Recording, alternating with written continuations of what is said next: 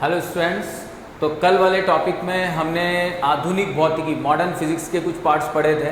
आज हम modern physics को आगे बढ़ाते हुए इसका अगला पार्ट पढ़ते हैं, नाभिकीय भौतिकी। नाभिकीय भौतिकी को हम न्यूक्लियर फिजिक्स भी कहते हैं। This is the nuclear physics. तो नाभिक के बारे में आप सभी वेल नोन हैं, बहुत अच्छी तरह से जानते हैं नाभिक के बारे में कि जो परमाणु संरचना होती है उस परमाणु संरचना का जो केंद्रीय भाग होता है वो नाभिक होता है। और नाभिक हमेशा धनावेशित होता है, पॉजिटिव पार्ट होता है और इसके अंदर प्रोटॉन और न्यूट्रॉन पाए जाते हैं। तो नाभिकीय भौतिकी की जब हम बात करते हैं तो नाभिकीय भौतिकी भौतिक विज्ञान की वह शाखा है जिसके अंतर्गत हम नाभिकीय गुणों, नाभिकीय संरचनाओं इनका अध्ययन करते हैं। अब नाभिकीय गुणों और नाभिकीय संरचनाओं से क्या मतलब है? जैसे नाभिक की संरचना की अगर हम बात करें तो जो नाभिक का आकार होता है वो 10⁻⁻15 मीटर कोटि का होता है। 10⁻⁻15 मीटर उसकी त्रिज्या होती है। ये उसके आकार की बात कर रहे हैं हम, ठीक है। तो यहाँ पर जब हम नाभिक की बात करते हैं तो नाभिक से रिलेटेड कुछ घटनाएं ऐसी होती हैं जो हमारे लिए दैनिक जीवन में भी उपयोगी हैं। जैसे हम बात करते हैं नाभिकीय विखंडन और नाभिकीय संलयन की, अगर आपने नाम सुना हो तो। नाभिकीय विखंडन किसे कहते हैं कि जब कोई भारी नाभिक किन्हीं दो हल्के नाभिकों में विभक्त हो जाता है तो यह घटना नाभिकीय विखंडन कहलाती है। और नाभिकीय विखंडन की इस घटना में अपार मात्रा में ऊर्जा मुक्त होती है।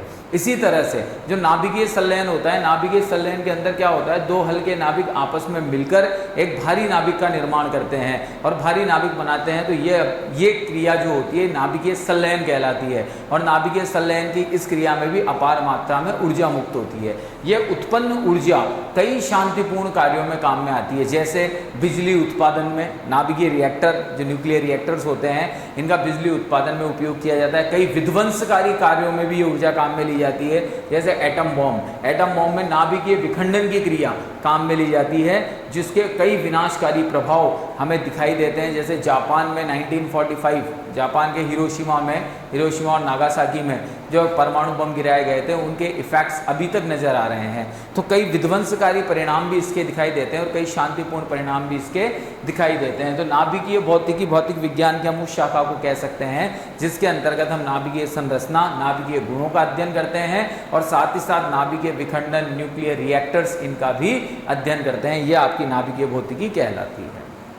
ओके, नेक्स्ट है आपका प्लाज्मा भौतिकी। वेरी इंटरेस्टिंग टॉपिक है ये, पांचवा टॉपिक जो आपका है मॉडर्न फिजिक्स का। अभी तक हम पदार्थ की तीन अवस्थाओं की बात करते हैं, ठोस, द्रव और गैस। ये पदार्थ की चौथी अवस्था है प्लाज्मा। ये प्लाज्मा गैसों का एक समूह बोला जाता है। प्लाज्मा क्या है? गैसों का समूह। इसका भी न तो कोई निश्चित आकार होता है न कोई निश्चित आयतन होता है। तो प्लाज्मा की अगर मैं बात करता हूं तो प्लाज्मा एक अत्यंत सूक्ष्म इकाई है, गैसों का एक समूह के समान होता है और इसका पता तभी लगाया जा सकता है जब इसे किसी पात्र में बंद किया जा सके, तो ही हम प्लाज्मा का पता लगा सकते हैं। अदरवाइज ये हम बात करते हैं गैसों के समूह की, तो ये गैसों के समूह के समान होता है, ठीक है। और इसे गैस के विपरीत, जैसे हम बात करते हैं कि गैस के विपरीत अगर कोई चुंबकीय क्षेत्र इस प्लाज्मा के चारों तरफ लगा दिया जाए तो फिर ये एक फिलामेंट पुंज की तरफ वर्क करने लग जाता है, कार्य करने लग जाता है। फिलामेंट पुंज की का मतलब ये होता है कि किसी भी गर्म अवस्था के पदार्थ का, जैसे लावा होता है।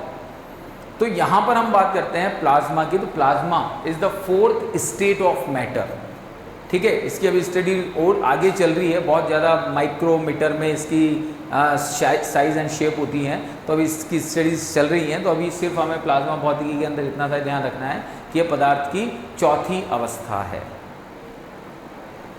ओके, अगला टॉपिक है आपका अंतरिक्ष भौतिकी।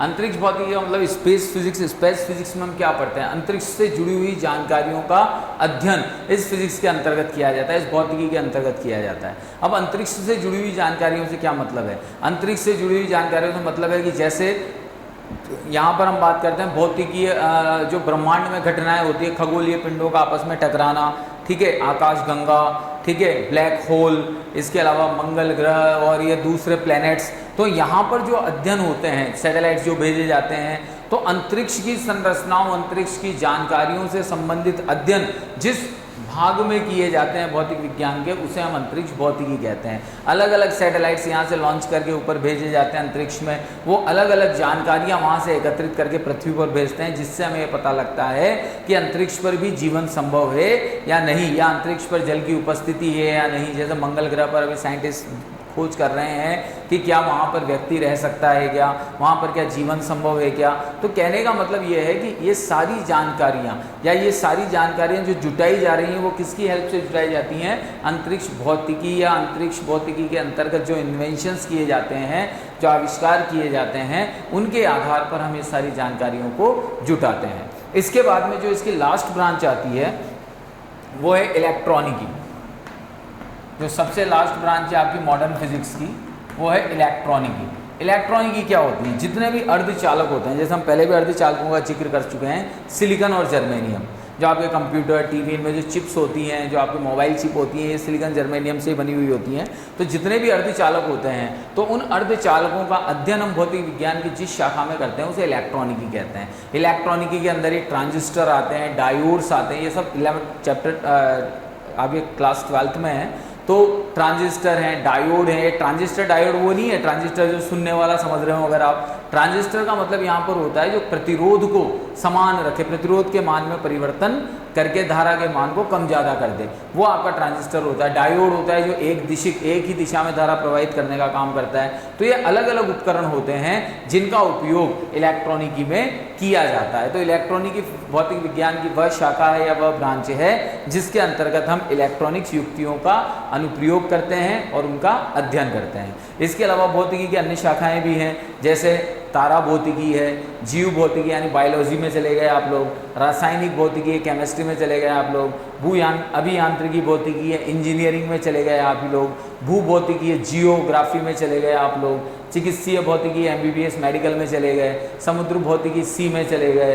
पर्यावरण भौतिकी, वायुमंडलीय भौतिकी। तो ये सारी भौतिकी अलग अलग ब्रांचों से रिलेटेड है यहाँ पर। तो कुल मिलाकर मॉडर्न फिजिक्स के अंदर जो हम पढ़ते हैं, तो मॉडर्न फिजिक्स के अंदर हम अलग अलग ब्रांचों का फिजिक्स के अंदर विस्तार और उनका हम एक्सपांशन देखते हैं। ओके, थैंक यू बेटा।